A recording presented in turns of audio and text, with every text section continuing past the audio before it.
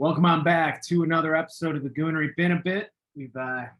Life has gotten in the way. I'll just say that. And it's been busy, but we are here to once again just vent our frustrations about our baseball teams, our football team, and probably play a little fantasy booking for wrestling at the end. Brandon, how you doing? It's been a little bit. I'm good. I got to be honest with you. I'm actually in shock right now. I can't believe Victor Wembanyama went #1. It's crazy. I can't believe it. Who would have thought? So we're just on the topic of that real quick. I've been seeing bet slips the last week on Twitter, just like people putting $14,000 to win 100 on Victor Wembanyama to win first overall pick. And I just want to ask, yes, I understand that it is essentially a free $100. But what is I don't get it. Because what if somehow, some way, someone just wanted to be different? The Spurs wanted to be different. It will never make sense to me, is all I'm saying. Those people are called degenerates, and you can't help them unless they lose all their money. And probably when they get that money back, or if they get that money back, they'll do the same thing. Probably. So those people No, can't you're be right. helped. You are right. You are right. It's just not how I would be spending my money. And clearly, probably not how our baseball teams would be spending their money either, because it has been one of those years, Brendan. And I know you haven't had many of those years as a Cardinal fan, per se, but it is June 22nd. I don't know about you. I am dejected. Last time we spoke, I was being optimistic. And because the Cardinals went through pretty much a gauntlet. No matter who they played, they played 18, 19 straight games with no break. And I said maybe after they come off this gauntlet, they will be okay. I was wrong. I was dead wrong, actually. And this is coming from a standpoint of knowing what the talent that's on this roster, at least hitting wise, because it's very clear that absolutely pitching not there. is a very, very big problem. And that's the lineup, though. The lineup, it should be good, but the one thing that has been very blatantly obvious is that the guys that are supposed to be the leaders of this lineup have not been that great. I'm not going to say they've been bad. They haven't been that great. Yeah. And Arenado, he got to a slow start this season, and Goldschmidt has been very solid. And then you look at everybody else. I think everybody was expecting Tyler O'Neill to nail down one of the outfield positions, being that power hitter. And hopefully he was going to recapture what he did in 2021. Didn't happen. And you have Jordan Walker, who came back, which, by the way he's hitting right now, the Cardinals organization looks like just amateur hour, considering the fact that he's hitting. The man can hit. He can hit. And then Lars Newbar, you could just tell when he's not in the lineup, it makes a very big difference. He's one of those guys. And what shocks me the most is that there was a game, I think it was a 3-game set with the Giants the Cardinals had, and they squandered a lead in that 9th inning, which I believe in the span of 2 innings, I believe the Giants scored 5-6 runs. And that was just the look of a team who's demoralized. And it's interesting because the fact is, when you have the amount of talent on that roster and they're underperforming, who do you have to look towards first? The manager. I mean, you can look at the front office, and I'm gonna get to them, but you look at the coach. You can look at Oliver Marmol and how he's kind of been arrogant in the way he's handling in-game situations and not really having the answers for why this team is struggling. The pitching coach, the batting coach, they've both been bad. And you would think that if Marmol wasn't going to lose his job, it was going to be one of them. But it's just interesting that they're sticking with Marmol, despite the fact that it just doesn't seem like this team doesn't have much life. And this is coming from a person who's seen this team took 2 out of 3 against the Nationals and 2 out of 3 against the Mets. It ain't saying much for this wins, and that's what you're looking for. But one interesting thing is that Nolan Arenado, who is pretty outspoken, he spoke out in support of Marmol. I did find that interesting. I did find that interesting. However, who was kind of the ire that he was trying to deliver? It was towards the front office. And one thing that it's been very clear with baseball fans that's all around, it's the Cardinals are going to compete every year. They're going to find a way to compete every year. I mean, they really are just one of those historical franchises where you just expect it. Exactly. And you can't blame fans if they're being, ungrateful for one bad season. And at the end of the day, I mean, this is a team that hasn't got under 500 since 2007. So let's keep that to perspective. But when you look at the front office and how there's just no urgency, they say it's this day, let's relax. It's this day, it's relax. We're about to head into July. About to head into the London series. This team is 31-44. They're 9 games out of the division right now. Is it still a reach? It is. It is. The Central is bad. I don't give a damn what the Reds are doing right now. I really don't. They're gonna cool down. Dude, this stretch from the Reds, what is it, 11 or 12 in a row at this point? I believe it's 11 in a row. And do they have talent on that roster? Of course they do. Of course they do. There's no denying that. But I still don't see them going all in with this team, with where they're currently at. And I get the Cardinals are 9 games out. We're not even at the All-Star break yet. And a bottom 2 division in baseball. We'll say that because it's a toss-up between both Centrals right now. I think the AL Central is far, far worse. Honestly, yes, probably correct. And it's just, as a Cardinal fan, I would not be out yet.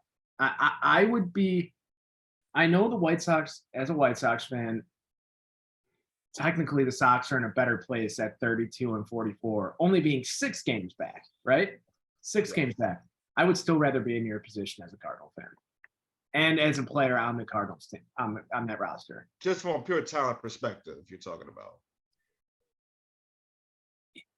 I would say pure talent and just the fact that it seems like no one wants to be here in Chicago. There's been constant rumors coming around the last few weeks that veteran players on the roster have talked to the front office about trades. They came out and said Lucas Giolito will not be re-signed this offseason, and they're not going to extend him a qualifying offer. So that gives them no leverage in trade talks because that is just their most ridiculous thing I've ever heard. And no one can stay healthy. So not to say that the Cardinals have been the healthiest team in the world, but the guys on your team look like they want to be there. And more than White Sox players, I will say. It ain't saying much. No, it's not. But just in a pure comparison, they feel like they're more bought in than the White Sox right now. And that's all. And that's the scary thing, because if going off of that, it's almost as if it's really not saying much at all. And then it's one of those things where if you have to kind of convince your team to have some fire, that means you don't have the locker room. Yeah. When after that Giants loss in extra innings, Marmol said, "We keep getting punched, but we're not punching back." Verbatim, that's what he said. If you have to say that to a team that's this talented, bro, you don't have the locker room. No, you don't. Nope. And I truly believe that this is how professional sports go. There may be one or two that's going to say, hey, the elephant in the room, whether it be a player or a manager, they're the issue. With this whole robotic Cardinal way nonsense that they've been feeding us for years, there's nobody that's going to call out a manager, a player. Tommy Pham did that one time. He didn't last long with the Cardinals. Yeah. He didn't last long. So you're not going to tell Nolan Arenado to be quiet, but you're also going to say what you probably what Mosaic told Tommy Pham, listen, do the playing, we'll do the management stuff. Mm-hmm. And I that quote stuck with me because it almost sounds like, well, it's not even almost, it sounds like, it does sound like just the complete arrogance and knowing that you think you're going to develop the talent, you're going to contend every year, and you're going to bring money in. And there's one thing he's correct about, they're going to bring money in. Yep. Because there's these Cardinal fans who are loyal to their absolute core, and they're going to still show up to these games. I was on Twitter, maybe I think a month or two ago. I told Cardinal fans, stop going to the games. They don't give a damn. The only move that was made was Wilson Contreras in terms of players. And you look at that bullpen, it's a disaster. The lineup, I don't know. Like that to me is the biggest mystery. I don't know how a lineup that consists of all those players struggles to score runs. It just doesn't make sense. Yeah, I know it doesn't make sense. It does. But to me, it all comes back to who is managing. There are certain guys who are going to get the most out of these guys. And like I said, I think I said this the last episode. It's no coincidence that Yadier Molina and Albert Pujols retired, and the Cardinals organization has no idea what to do. They're clueless. Completely clueless. I do get where you're coming from. I think Yadi and Pujols retiring has a lot more to do with it than who's managing. So in my opinion, out of the major four sports, I genuinely believe a baseball manager has the least to do with the outcome of the game. I agree. And because there's been a lot of discourse the last few weeks about Pedro Grifol and the White Sox and how he should get canned. He's in year one. I get the White Sox are underperforming. People are saying, wow, was Tony La Russa actually that bad? He led them to a 90-win season, a division title, and then 500 last year. They didn't make the playoffs. Mm-hmm. Was it Tony La Russa bringing these guys down last year? I think we know the answer now, and it's no. And it really is just players not living up to their potential. Yes, you can have managers who can't manage a bullpen as well as someone else. End of the day, lineup construction, yes, it matters. But the players have to perform. There's no real scheme in baseball. Yes, there's strategy. I don't want to sound like an idiot, but you're not drawing up plays. It's if you're going to put the bat on the ball and if you're going to play defense. It's all it comes down to. And if you can't do both of those, you can't put both bats into the game. I mean, look at the White Sox. In the last month, they have had, I believe, the number 2 ranked team ERA. And pitching has been phenomenal. Out of this world. In that same time period, they have the 29th ranked OPS as a team in baseball. This is, and like that, it's supposed to be a team where Luis Robert is supposed to be, they hailed him as the Cuban Mike Trout. Luis Robert's been great this year. He has. Luis Robert, I have zero complaints for him this year. He's got, I think, 18, 19 home runs right now, hitting about 260, playing Gold Glove defense as usual. Great. Yoel Moncada, blistering start to the season, got hurt, came back, hurt again, hasn't done shit since coming back. Shocker. It's been the story of Yoel Moncada since 2019. Has not been able to stay healthy. Eloy Jimenez starting to hit the ball well again. But guess what? He was out for a while. Yes, appendicitis is different than an injury. I get it. But it took him a little bit to get back in that groove. Andrew Vaughn, he's been consistently okay. You draft a right-handed hitting first baseman, 3rd overall. You're expecting 40 bombs. I know that he was never billed as that. It still hurts. It still really hurts. And he's been a good hitter this year. But then the fact that your top 2 hitters this year have been Luis Robert and Jake Berger, who did not even make the team out of spring training. Now, that's not to say Jake Berger is not a major league hitter. Jake Berger was a first-round pick for a reason way back in 2016. Really some unfortunate injury issues, battles way back. Played in the collegiate summer league because he didn't get invited to the COVID taxi squad. I mean, he has done it all. He's scratch and clawed. Should be higher up in all-star voting right now. He's not even top 10 for DH, which blows my mind. It doesn't change the fact that the rest of this team is not producing. The manager can only do so much. But when managers say stupid things, that's what bothers me. Yep. Pedro Grifol said the other day, he was batting Jake Berger, who I just was talking about, who having a great season. I think 17 home runs right now, hit about 250. Pedro Grifol was quoted saying on Jake Burger hitting 8th in a lineup. So second most home runs on the team, and in the last month, 29th ranked OPS. Jake Burger hitting 8th. I'm going to put the lineup out there. I think it's going to help us win. I don't have the answer. I don't have to answer to those people who don't like this lineup. He's in the lineup. He's going to get 4 at-bats and try to help us win. Other than that, they can talk to Jerry. Oh, Lord have mercy. If that ain't a rookie manager quote, that I don't know what is. I don't know who is in his ear, whether it's Kenny Williams, whether it's Jerry, like the quote says, because I don't care. There are no advanced statistics right now telling you Jake Burger should be hitting 8th in any White Sox lineup. But that's a whole different story, a whole different argument.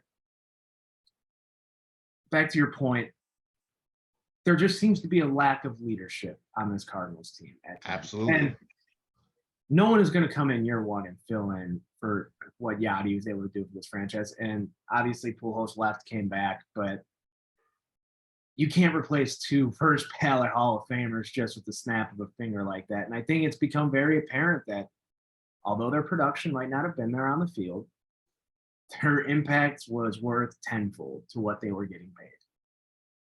You wonder with how the Marlins are overachieving right now with a lesser roster. Yeah. The guy who is managing that Marlins team is Skip Schumacher, which, by the way, blows my mind that was the guy I wanted him to be manager. I absolutely wanted him to be manager. And listen, we can talk about how Mike Shute didn't deserve to lose his job. That's a whole different argument. Yeah. Philosophical differences, whatever the fuck that means. That just tells me he wanted to run his own ship, yep. And Mo said, "Nah, get out, get out." And obviously that's not what's being reported, but we can speculate about that. The real reason why Ship was fired was because he didn't get along with the hitting coach Jeff Albert, which, by the way, he's in New York right now with the Mets. So let's keep that to perspective. Let's just take a look at that Mets team, yeah. And they are bad. And it's funny because a lot of people, and I remember this, when the Cardinals had their early success hitting and whatnot, everybody was, when they were struggling, they were struggling. They said, "Do you miss Jeff Albert?" No. Do you see that team right now? They're a mess. So, do you want to know what scares me? Just a little bit of a tangent about this Mets team more than anything is Stephen Cohen has spent God knows how many billions of dollars since coming on and owning the Mets. Teams like the Cardinals, the White Sox, the Royals, the A's, I don't mean to lump the Cardinals in with them, but just how they've been the last few years historically. Ownership is going to look at these Mets and be like, see, spending money isn't the answer all the time. And that scares the living hell out of me as a baseball fan. Because, I mean, at least the Cardinals are giving out $100 million contracts. At least you have that. At least you have that going for you. But no, barely. But you know something? Steve Cohen is the perfect example of all money ain't good money. And the one thing I will say, because like giving out big contracts is one thing. We're seeing the Phillies doing it. The Phillies are middle of the road right now. They're just struggling to get out their own way.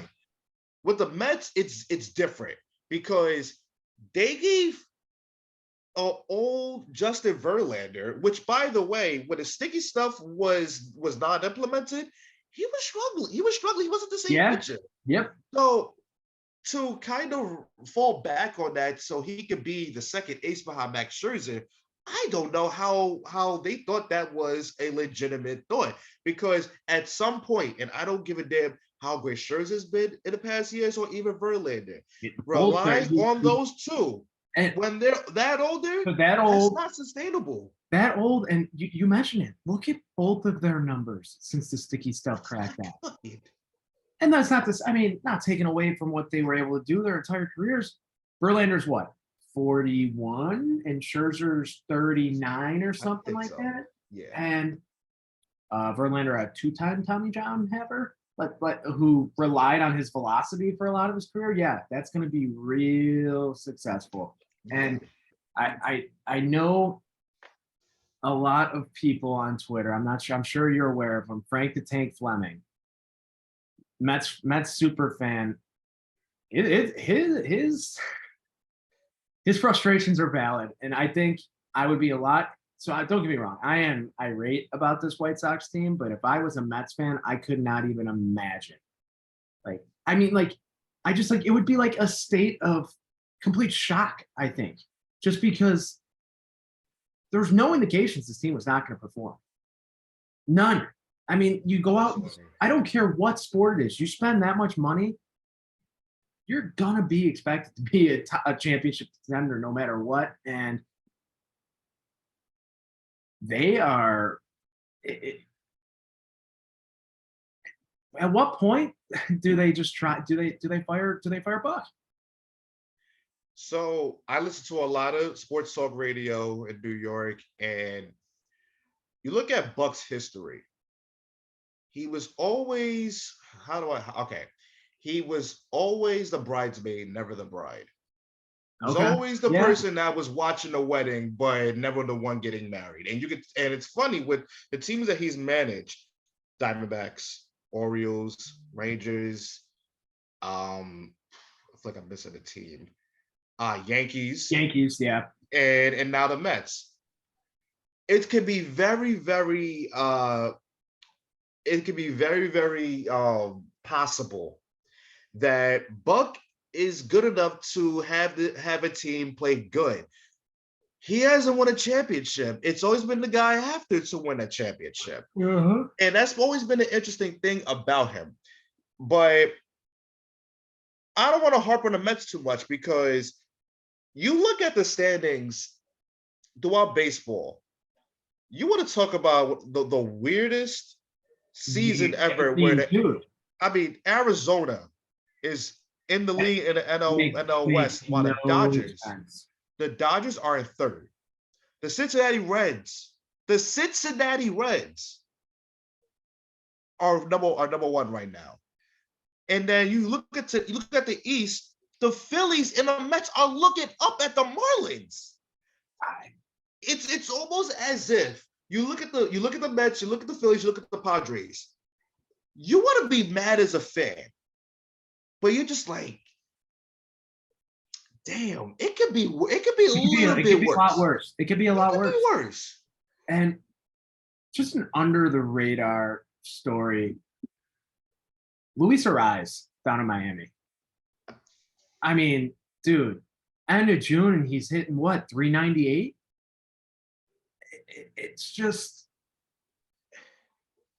he has road to the show mode on rookie. It's unbelievable. He's a literal road to the show player. His sliders are all the way up. It is unbelievable. He is a freaking cheat code. I've been watching baseball for a long time. I've never seen a dude hit like this consistently. I've never seen it. He has not gone a game without a hit this year. That's ridiculous. That's ridiculous. June 22nd, and granted, he hasn't played every game. 76 games in for the Marlins. I mean, that's still amazing. I don't even have the words to describe it. No, I genuinely don't. Like, it's just every baseball highlight I see, and I go in and out on baseball highlights, but he's always there. He's always there. He's always there. Always there. Same thing, hit after hit after hit. I mean, if he played in a bigger market, I mean, he'll be through the roof. He plays in Miami, so obviously it's not going to be a big deal. Hey, my goodness, Minnesota, Miami. I would take that upgrade, though. I'll tell you that. 100%. 100%. And happy to have him out of the division. White Sox killer. I mean, I think I would love for him to be a Cardinal, but I feel like he would go from 398 to 264. So I don't think I want that to happen. That will genuinely hurt me. So I'm not sure if you saw this on Twitter the other day. It was a little bit of engagement farming, I think, but I saw a trade proposal straight up. Miami trades Luis Ariz to the Yankees, and the Yankees trade Anthony Volpe. I think if I'm the Yankees, doing it. Oh, absolutely. If I'm the Yankees, Because think about it like this: you have no idea what Anthony Volpe is going to be, and right now, and because again, I listen to sports talk radio, and I listen to Yankee fans all of the time, just droning on about how they're underachieving, they're bad or whatnot, and they want to fire Aaron Boone. And it's one of those things where it's so confusing to me because you have a team that's playing without the American League MVP, been ravaged with injuries throughout your pitching staff, and you are in a second wild card. Yeah. What are you complaining about? Do you realize how much worse you could be off?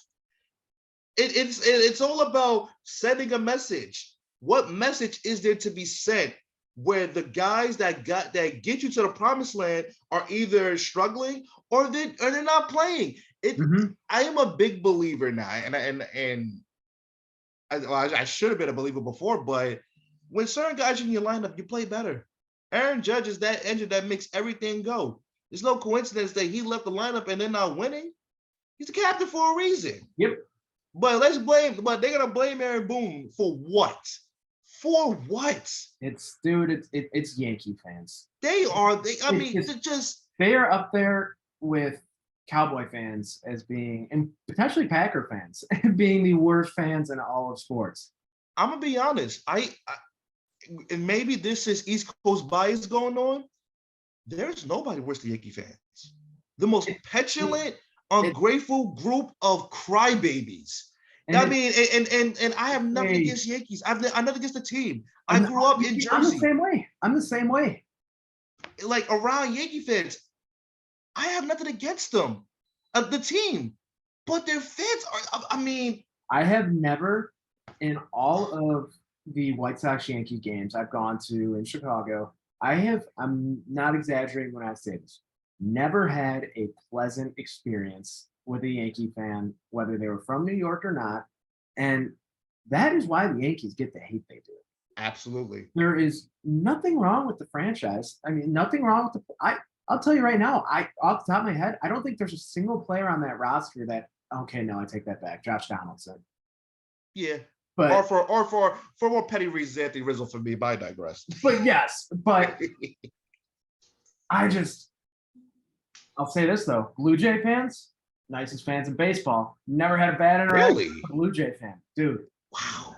It was my favorite, probably my favorite game I've ever been to. I think this was in 14, 15 maybe. Mm-hmm. Blue Jays, White Sox night game. I think it was a Friday night. Chris Sale, Mark Buehrle on the bump. Mark Buehrle's first start back in Chicago after leaving. Game was under 2 hours before the pitch clock. Wow. Game was under 2 hours before the pitch clock because Buehrle and Sale were just both boom, boom, boom, boom, boom. They know how to work. And Blue Jay fans were just over the moon with they were just, best fans in the world, man. They were nicest people on the planet. Wow. I'm not surprised by that. I'll be honest. I'm not surprised. I'm really not. Canadian hospitality, man.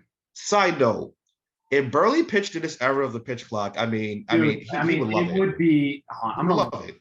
I'm gonna look this up real quick. I'm gonna look up his average game time. Because one thing I remember about Buehrle, he was a fast worker. So he would have loved playing in this era. So okay, here we go. From 2020. This article from Sox Machine, great for any Sox fans, great if you don't read it. Buehrle's pace data did not show up consistent until 2008, but from 2008 until the remainder of his career, he routinely registered between 16 and 18 seconds per pitch. That's ridiculous. Pitch clock is 15 seconds. Guess what? I bet he'd be probably sitting about 13 to 14, 12 to 13 would be my bet. Yeah, wow. So I want to ask you this. We really haven't talked pitch clock a ton on this show. Do you think, from my perspective as a fan, I've loved that I don't have to, if I'm not watching as many White Sox games as I usually do. I'm being nice to myself this year. But when I do, it's nice to not feel like you have to carve out 3.5, 4 hours to watch a baseball game, consistently Right. 2.5, and I've been loving it. But for the players, I mean, I noticed it specifically Lance Lynn. He just does not seem to be himself. He can't get into a groove. Yes, he just had a 16 strikeout game, and it Sox Crazy. and they still lost last week. Shocker, or earlier this week, I should say. And do you think he's doing more harm than good? Because I think pitching performance across the league is not where it had been in the past. It's very possible that the adjustment period is just not clicking right away, but you're also asking these guys who have been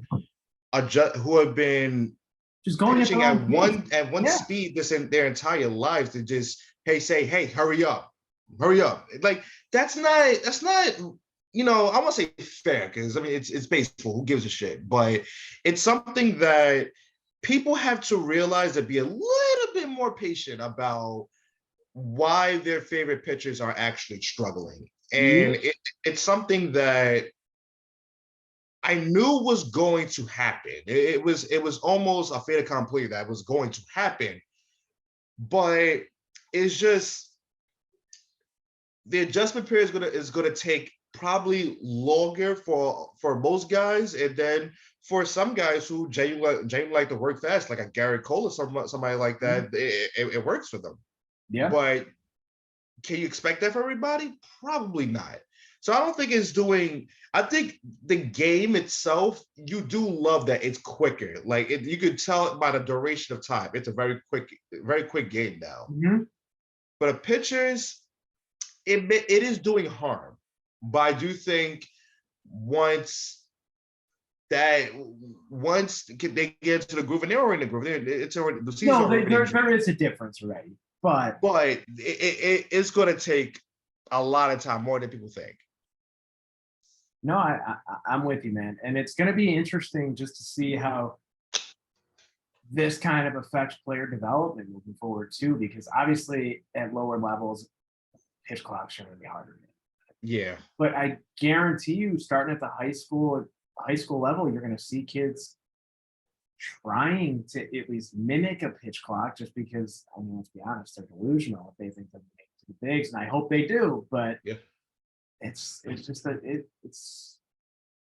I'm liking the pitch clock a lot more than I thought. I will say. I will, as from a fan's perspective. I agree, and I never really realized how long the games was, because I just never really paid attention to it. Yeah, dude, but it's a noticeable difference. It's a very noticeable difference. Is it going to be noticeable enough to keep fans or attract fans? Not really, because it's still baseball, and people just consider baseball boring. And you just have to let those people be. They find the sport boring. It is what it is. But for the purest baseball fans, I don't see how this can turn anyone away. No. I mean, I will say, friends who are casual baseball fans. They pay attention, they check the standings regularly, probably watch a game or two a week. They keep up with the team. They're watching a lot more baseball this year just because they say they don't feel like it's such a major commitment. And I'm with you. Hats off to Major League Baseball. It's one of the few things they are doing right. And it is, I'm not just speaking of Major League Baseball and everything that they tend to do wrong. Did you see Rob Manfred's quote about the A's? I did not. So they did a reverse strike, I think it was last week, where the A's said that they were going to donate all ticket purchases to charity for the specific game. A's have been averaging about, I don't know, less than 10,000 fans per home game this year. 28,000 people show up for this game when they hear this. Banners everywhere, sell the team, whatever, loud, audible, sell the team chants on TV. You could hear them. Yeah. Kind of reminded me of, honestly, soccer in Europe with how the fans were acting. And I thought that was very cool because I love to see it as a White Sox fan. But Manfred comes out after the game saying, oh, good for the A's. Oh, they almost were able to draw a average MLB crowd size this year. Oh my Lord. And it's just You like, talk about a guy who just doesn't get it. it's like you do understand this is your league, right? Like you are in charge. Why are you trying to put down one of your franchises? It makes no sense to me. And He's simply a dude who just doesn't get it. I mean, that's the best way I can describe it. He doesn't get it. no, and I can't even believe I'm saying this, but he out of the big four sports is by far the worst this year. And that's saying a lot. It's saying a lot. It's saying a lot. Goodell still has a job. And because people hate Goodell, and granted, I think Goodell has done a better job than people want to give him credit for. He has. And I think the hate for Goodell has subsided a little bit. And he's reached John Cena levels where they'll boo him at the draft, but like they really do like they low-key like him. I'm in that same boat. I'll be completely honest. I'm in that same boat. He's no Adam Silver. But yeah, you got Adam Silver, which people have soured on, which I completely understand. Yeah. And I know nothing about Gary Bettman, but all I know is that everyone hates him. Yeah. Oh, man. So kind of switching gears here, Brandon, I know you wanted to dive into this a little bit. The training camp, mini camp for the Bears. Not sure exactly where you want to take this, but I mean, everything I've seen, reports have been relatively positive. So let's keep this in mind. It's minicamp. Yeah, exactly. It's minicamp, no pads, just voluntary for the most part. Yeah. Nothing really that I should be speaking on. But my goodness, Justin Fields had one bad practice. He had one not so good, one moderate, one really good from all accounts. What the hell are we talking about Caleb Williams and Drake May for 2024? Can we get the pads on first? Dude. Why? It's just like, but it's not even the worst thing. It's not even the worst thing. I would have let Bears fans in on a secret. Darnell Mooney wasn't practicing. He's still recovering, by the way. Mm-hmm. Chase Claypool had a I forgot what the injury was, but he wasn't out there. Huh? So outside of DJ Moore, he's practically playing with the same guys that he was playing with last year. Yep. Say Brown, Pettis, Jones, and Tyler Scott out there too. And then you add on the Robert Tonyan as well. Okay, cool. Ooh, big world. Yeah. What in the hell are we talking about? Why are we panicking over minicamp? Can we wait till he gets his full his full wide receiver core out there before we start making judgments? That makes too much sense, Brandon. It's June without pads on, without a full receiving core, and we are already talking about Drake May or Caleb Williams. And granted, I know on this show before we've had that conversation, but we put very clear disclaimers on there saying that we need to see how this year shakes out, because both of us firmly believe in Justin Fields. And from everything, all accounts, front office believes in Justin Fields. The coaching staff believes in Justin Fields. The rest of the league believes in Justin Fields. But guess what? The most important part is Justin Fields believes in Justin Fields. And that's right. As dumb as that sounds, you don't have that self-confidence, you're not going to be a successful NFL quarterback. And he just has it. I want to point out something, and I believe this is around minicamp time. Do you remember a particular Justin Fields quote from last year around this time? I think I know the quote you're going for. Last year around this time, Justin Fields said, "We're not ready to play an actual game yet." Mm-hmm. You're not hearing that this year. You're not hearing it. And by all accounts, it seemed like the defense is much improved. I mean, they can't get any worse than last year, especially with the guys that they added. Obviously, a pass rusher is needed and wanted. We'll see where that goes. But I do think even if the Bears don't have the season that people want them to have, it's very important to note that progress is going to be made. Mhm. If Fields came out and said that similar thing right now, yeah, there'll be an issue. Yep. You will have to look at the personnel, you have to look at the head coach, all that. But the fact that we're not having those same discussions and we see that there's a lot of confidence, but like within the organization and the team, that's a good sign. Yep. That's a good sign. And I don't know the dichotomy of teams of how they go through seasons and they say, hey, we're gonna kind of take this thing. However, a taking job was very, very obvious last season. Now we get to see the real progress. The really real do. progress. Year 2 with the staff, year 2 new system, and and everything is in place as it was last season. Mhm. Now we get to see what this coaching staff is really about. It's clear what was going on last year, and it's somewhat clear what's going on this year. This is a team that can be good, but they're kind of waiting to see if they can overachieve and then they can really capitalize because the cap space is still there and we have no idea what's going to be needed. But if this is a team that overachieves, then we're talking about just adding on pieces to a team that's already good. That's a really good thing to have. That's a really good issue to have. And I don't think either of us are expecting this team to be good, per se. We just want to see progress. Not contending. Not contending. Yes. They will be in that scrappy category of that's Maybe that 6 to 9 win range. Like, yeah, I would say their ceiling is either 10 or 11 wins. mm-hmm. Their floor will probably be 6, in my opinion. I think they will be pretty damn close to what the Lions were last year. Yeah. And I'd be happy with that. The Lions were in every game they played, it felt. That's right.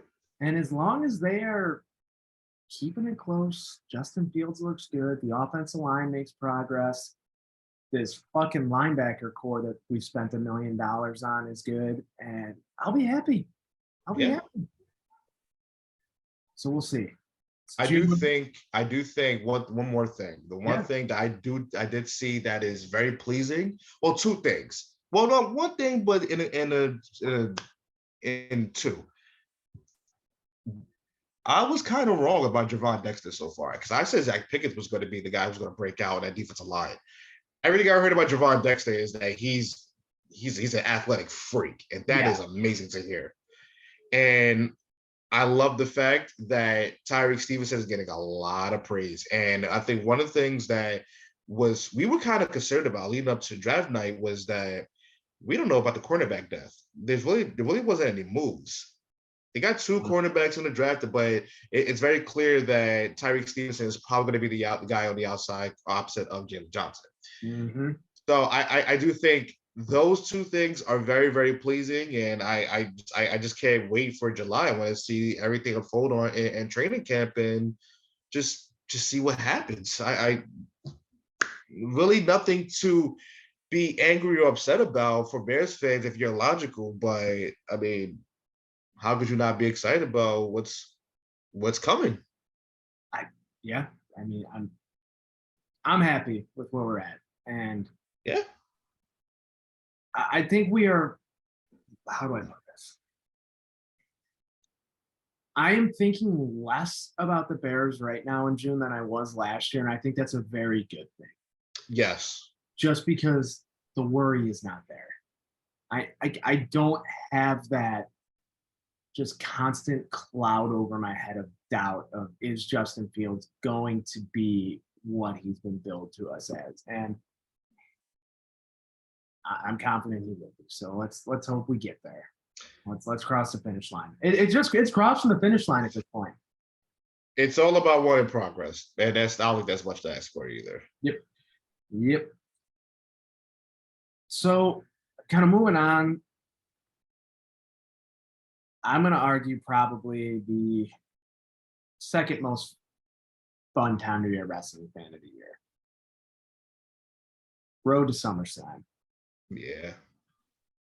We have in WWE at least. Money in the Bank, I believe next weekend, correct? Correct. And it's finally happening. The Bloodline Civil War tag team match. I know people can bitch and moan all they want that, oh, another pay-per-view where Roman's not defending the title, oh, whatever. Guess what? This has been 3 years in the making. What else could you ask for? Genuinely. Okay, yes, I understand you could do Jimmy versus Roman or Jay versus Roman, however you want to go about it. However, I do think we are at the point where it's not going to be Cody Rhodes anymore. Ooh, wow. Wow. I do think we are at that point. Who though? Solo. Ooh, so you're going Solo and Roman at SummerSlam. Yep. Yep.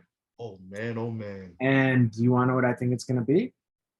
I think it's going to be reminiscent to, I believe, what was it? Royal Rumble 2003? Where Heyman turned on Brock with the Big Show. Survivor Series 2002. Survivor Series. Yes, Survivor Series. I think we're going to see the Wise Man and Solo. Oh. Why do you mention that? Because the rumor is that they're gonna make Roman Reigns be a babyface out of all of this. Yes. So I find that to be very interesting, and I do think it will work, crazy enough, because I think people finally have an appreciation for how fucking good at this stuff Roman actually is and has been. And it was just a matter of finding how to hone it. I saw a tweet, someone talking about it. And all these times, all these big storylines where there's a turn involving Roman Reigns, he's never been the one to do it. Yeah. He's never been the one to do it. You know, it was Seth, then it was Sammy, now it's Jay and Jimmy, and it's just keep going and going with this. And Vince's wet dream is going to come true, man, because he's going to be the biggest fucking baby face they've had since Cena. Yeah. Yeah. And it's funny you mentioned that, because I have a feeling that first of all, before I go forward, you think it'll be a 1-on-1 with Roman and Solo, but where would Jimmy and Jay come in at conclusion? That equation? I mean, this is just me playing fantasy booking, but I do think it just like Solo, a sign of respect. He sees his brothers together and he doesn't want to go against his brothers. I think that's what the storyline comes down to. I wouldn't doubt some involvement from Rikishi at Money in the Bank either. That'll be something.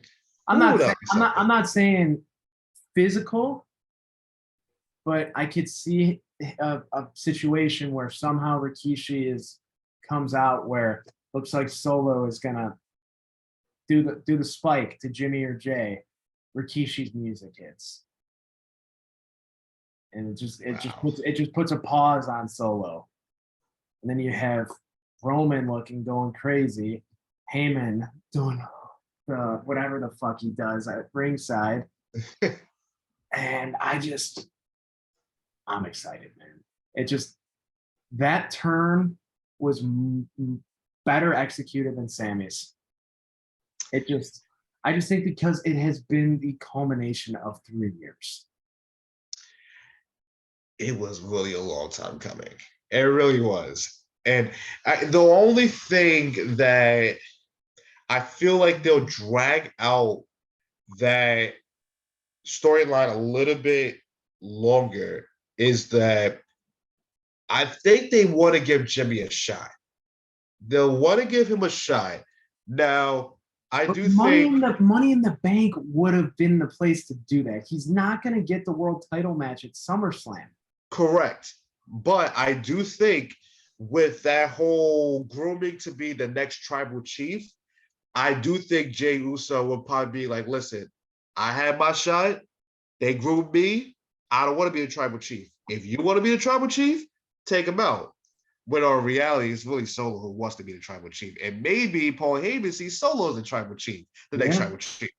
So there's so many layers with this storyline they could go, and that's why it makes it so fucking great. I mean, what they're doing right now, and mind you, I want to keep this in perspective, and this is coming from somebody that actually really dislikes his creative direction most of the time. Every freaking Monday, Vince McMahon changed something. Vince McMahon changed something. He changed this. He changed that. He's been cooking. Has it really been bad? He's been. I'll say it. Finn and Seth angle. It's a whole lot hotter than it would have been if Seth would have had an open challenge against Johnny Gargano or Tommaso Ciampa. Which is funny you mentioned that, because everybody was so up in arms about them not seeing a whole title match. All you had to do was turn on NXT. You would have saw one the next night. It's not that serious. And the way they tie everything in with Finn Balor, the fact that Seth Rollins said, "Hey, this is not the same guy I faced in 2017. You lost your edge," and then he jumps him from behind 2 nights in a row. Come on, that makes me even more excited for his title match rather than Finn just moping around being like, "Damn, he hurt my feelings." Like, we actually have heat to this title match now. And one of the things that's going to be that's underlying is that Damian Priest looks like he's going to be leaving the Judgment Day. He's going to be turning off Finn Balor. They're probably going to be feuding at one point. So the fact that they have these kind of branching storylines, like in the middle of everything that's going on, that's great. That's great. Listen, I know Vince McMahon is not in charge of everything. I know Triple H and Vince McMahon are working hand in hand.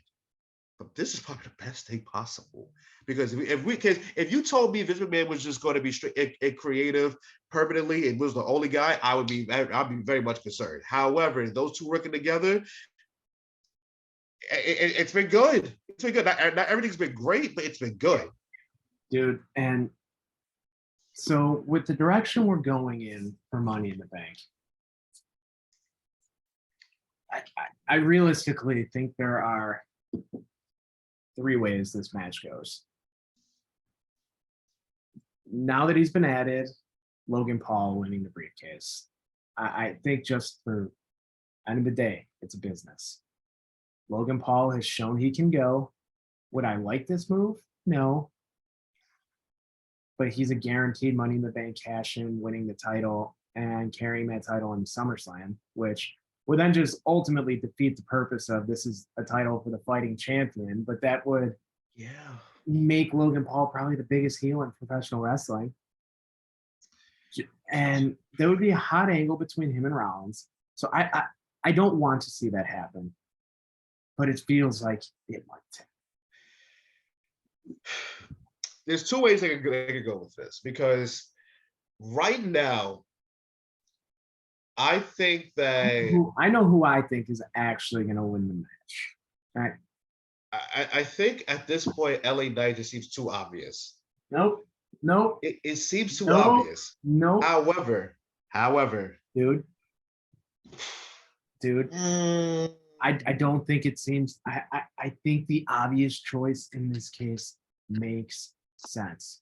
Oh, 1000%. If you told me that promo from LA Knight, dude, that is money. That is about to become the new Samoa Joe cooking everyone promo on Twitter or on SmackDown. You know the exact. I know exactly which one. And let me tell you something. I love Samoa Joe. I gave him a break, but there's a specific account that posts that damn video every fucking month. Yeah, and I will block them. I love LA Knight. I love that promo, but I'm not doing it this time. I'm not doing it. I mean, dude, I'm not even joking. This past week, I've had friends who don't watch wrestling or have not watched wrestling in probably a decade, seeing this clip, sending it to me saying like, dude, who is this? Like, this is entertaining. This feels like wrestling from when we were younger, from when we were kids. Like, he just has like a different edge to him. And I said him with a And for fuck's sake, the dude got cheered for pushing down the biggest baby face in professional wrestling history. He was cheered for taking down Rey Mysterio. Yeah. Who else is that happening to right now? And he's a fucking heel. He is a heel. The pop he got on Monday night was the loudest pop of the night. Yeah. And do I love LA Knight in between the ropes? No, I don't. I mean, I'm not gonna lie. He doesn't do much for me. But guess what? Professional wrestling. This is WWE. It's all about the character work, baby. It's a fucking soap opera at the end of the day. Sports entertainment. Sports entertainment. And guess what? He's got you invested. Yep. And listen, if you can talk like that, I don't give a damn about your work rate. I really do not care. And it's not even like he's a bad hand within the ring. He can still go. It just like it just doesn't. You're never gonna get a 5-star classic out of him, and that's okay. It's completely okay. It's okay because every program he's gonna be in, he had legitimate juice to a program for a lights out Mountain Dew sponsored match with Bray Wyatt in 2023. It was absolute garbage. In 2023, there was heat to a Bray Wyatt match. It was I don't want to talk about that program. That was just bad. The fact that he bounced back from that just shows you how much star power he has. But I mean, LA Knight seems so obvious, but one guy that I would love to see win it, I would see Santos Escobar win it. I really do. He's one of those guys that I don't know how you feel about this, but I feel like that turn on Rey Mysterio is going to be it will very, very soon. Very soon. It's going to be a lot sooner than people think. And I like Escobar. I do. I don't buy him with Money in the Bank this year. I realistically, call me crazy, he would be, out of everyone in this match, probably, I think, the least likely or second least likely winner. Well, because if you say least likely, I'll either go Butch or Shinsuke. You see, it's Butch or Escobar for me. Yeah. So yeah. I mean, although I've been seeing rumors that the return of Pete Dunne is imminent, which is interesting because I feel like that would mean there'll be a split. I don't know. I really don't think so. I just think it's going to be, although I think a program between him and Sheamus would be incredible. Beautiful. It would rival Sheamus and Gunther in the ring. If they let him go, they really would. I just can't wait for the world to see Pete Dunne go again. Yeah. He has had in WWE in the last 5 to 6 years some of my favorite matches of anyone. This might be a little longer than 5 or 6 years ago, but it was TakeOver Chicago. It was maybe a 15, 16-minute match. I go back and watch this match probably once or twice a year. Pete Dunne, Tyler Bate. Dude. It's only a matter of time for Tyler Bates on the main roster, too, but that's a whole different argument. I don't know if you remember the first Tyler Bate Pete Dunne match. Because it's NXT UK, I'm like, I don't know nothing about these guys. I know nothing. But when I saw that match, all I knew was that Pete Dunne and Tyler Bate were 22 and 3 or 4. I think they were maybe younger than me at that time. Tyler Bate, I believe, might have been 19 when he first won the UK championship. Which is crazy. I could be wrong. I'm looking that up right now. So Tyler Bate, right? Okay, Tyler Bate is 26. Okay. So that's the case. He was the same age as me when he won that championship. He won the UK championship in 2016. So he's 20 years old. My God. Wow. I mean. No, 19. He was 19. He was 19. Yeah, 19. My God. I mean, it was one of those things where I'm like, man, when he gets over to the US, it's going to be crazy. I'm just, at this point, I guess when he's done with Wesley and whatnot, he has to come up along with Braun Breaker. He will be up after SummerSlam, I believe. And I just, with Triple H in charge, I'm hopeful because he's fucking small, man. He's small, but boy, he can go. Him He and can dude, him freaking and Keith go. Brown. I mean, there's no reason that those two cannot main event a WrestleMania I agree. against each other someday. And it's just, those are two guys, in my opinion. If I was starting a wrestling company, if I was in Tony Khan's shoes, let's just say I'm starting my version of AEW right now in the year 2023.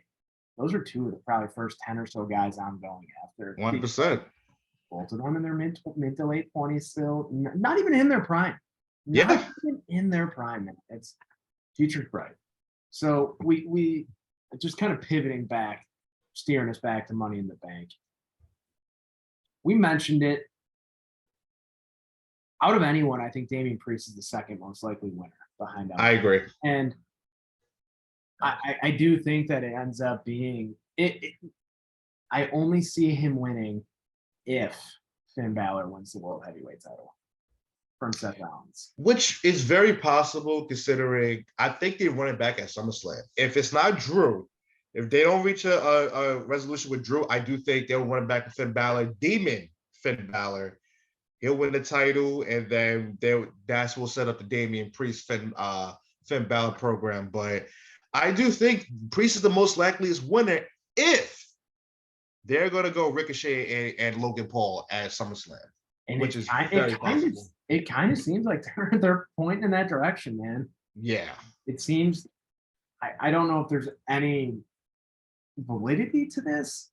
I've been seeing a lot more Ricochet quotes on Twitter the past week or so, and it feels like he's been doing more media appearances, trying to get his name out there a little bit. Mm-hmm. But goddamn, would that match be a spot fest between those two? Hey, listen, Ricochet may have to work around the clock because I love Ricochet in the ring, but boy, is he one corny ass dude. So he got to work much harder. And I feel bad for him if he's going to be in a program with Logan Paul, because Logan Paul might tear him to shreds. You run circles around him with the mic. And that's crazy to say, considering who we're talking about. Absolutely insane. Yeah. So, all right, let's just run through it real quick. Money in the Bank predictions. Well, no, we'll run that back next week. We will run that back next week prior to the show. But I've been saying it every time we've been talking wrestling lately. It's a fun time to be a wrestling fan again. Yeah. Oh, there is one more wrestling subject I wanted to touch on. I saw a tweet. Cody Rhodes is just the only wrestler who still believes in kayfabe. Not sure if you saw the tweet. I did not. Celebrating Brandy's 40th birthday in Vegas at the pool with Cabana with everyone. Oh, you best believe he had a cast on. No. You best believe he had a cast on. I just wanted to see your reaction. Ben, I'm telling you, I've been trying so hard to see why people love him. I promise you, I would not lie to you. I'm trying. I know. I He is just so fucking corny. I can't take it. I can't take it. Like, dude. Oh my God, dude. And before you say he had a cast on. All right, I take that back. Scared. It was a wrist. Oh, give me a fucking. I mean, be for real. Ugh. Before you mentioned the cast, I thought you was going to say like he was hinting at Brandy Rhodes showing up on WWE television. I promise you, the moment that she shows up on TV, I'm gonna do something that I don't do. I don't, even as a wrestling fan, I've been through all of it. I've been through the 2019s. I've been through the 2018s. Okay, I might change the channel. I don't know what's on during Monday Night Raw. There's no Monday Night Football. I'll turn on a damn Royals game if I have to. If they're playing, I will not be watching if she's on my television. Won't do it. Not doing it. Oh, I just want to see your reaction to that more than anything. He's so damn corny. I I, can't. I I, can't take I, it. I saved that. I was going to send that tweet to you today, but I saved it for the show. So I wanted to see your reaction in real time. Oh man. Ugh. So with that being said, that's going to wrap up this week's episode of Goonery. We will be back next week talking Money in the Bank again, giving predictions, seeing where the hell we're at with baseball, and probably another sanity check on Bear fans because it's no one can seem to realize that it is June. So with that being said, thank you for tuning into the show. Hope everyone has a great weekend. We will see you next time.